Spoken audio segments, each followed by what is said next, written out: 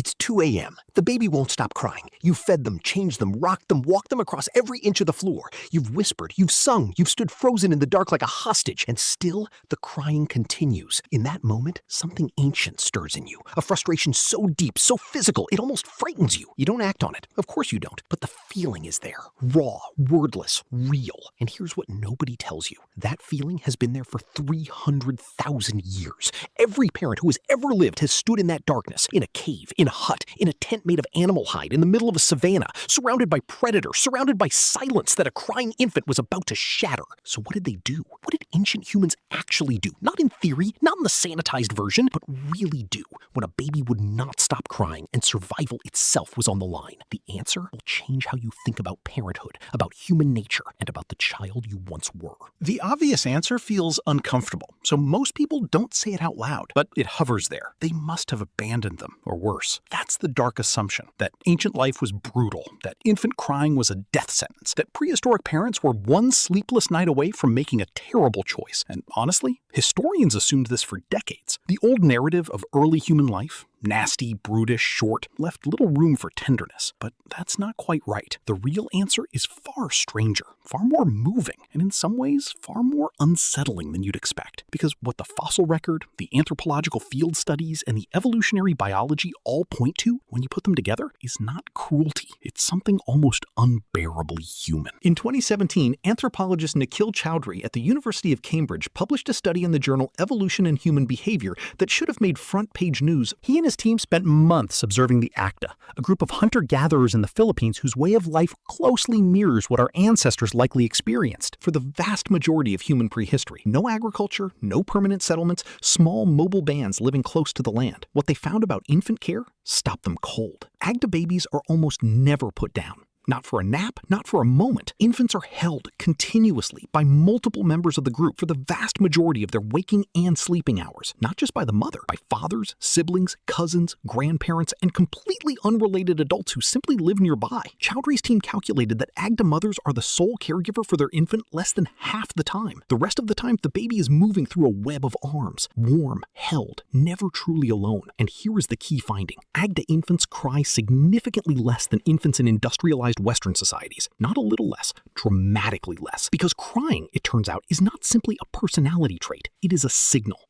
a desperate biological broadcast that says, I am alone, I am unsafe, someone find me. In the ancient world, that signal was answered almost immediately by a whole community. But that's only half the story. And honestly, what comes next is even stranger. In 1972, pediatrician and researcher Dr. Ronald Barr, then working out of McGill University in Montreal, began what would become a decades-long investigation into infant crying across cultures. One of his most striking findings came from studying the Kung San people of the Kalahari Desert in southern Africa, one of the most studied hunter-gatherer populations in the world, and a group whose lifestyle is thought to closely approximate that of our common ancestors. Kung San mothers respond to infant cries within seconds. Not minutes, seconds. And they respond to approximately 88% of cries before they even fully develop, meaning they're reading pre-cry signals, body tension, facial shifts, the tiny sounds that come before the wail, and moving toward the baby before it escalates. This is not instinct working alone. This is learned attunement, practiced inside a community that makes infant distress everyone's business. But here's where it gets genuinely unsettling. Barr also documented something called the period of purple crying, a universal developmental phase present in virtually every human infant,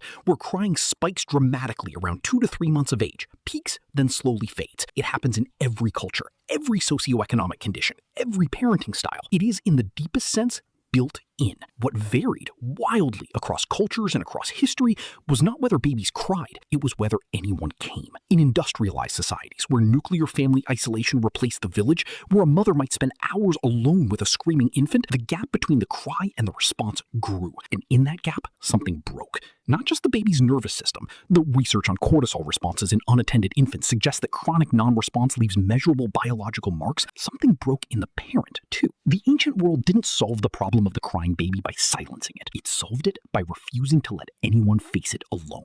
Here's what changes when you sit with this evidence long enough. We have told ourselves a story about ancient parenthood, that it was desperate, survivalist, that infant life was cheap because it was fragile, that harsh times produced harsh responses. But the fossil record tells a different story. Archaeologists have found evidence of carefully buried infants going back tens of thousands of years. Graves prepared with ochre, with ornaments, with objects placed deliberately alongside the body, not discarded, mourned.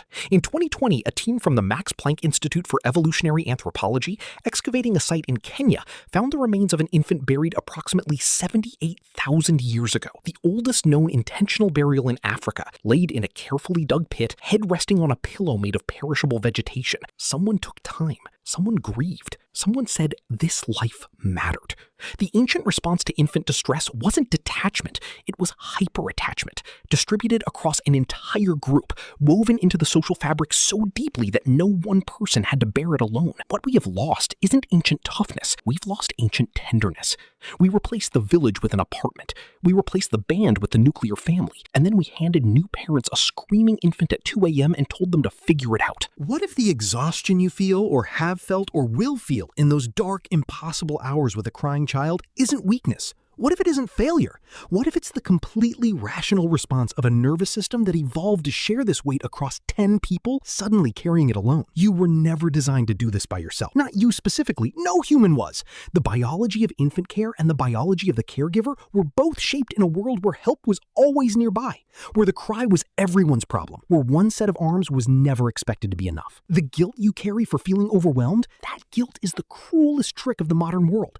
It tells you that your breaking point is a personal flaw, but your breaking point is a structural one.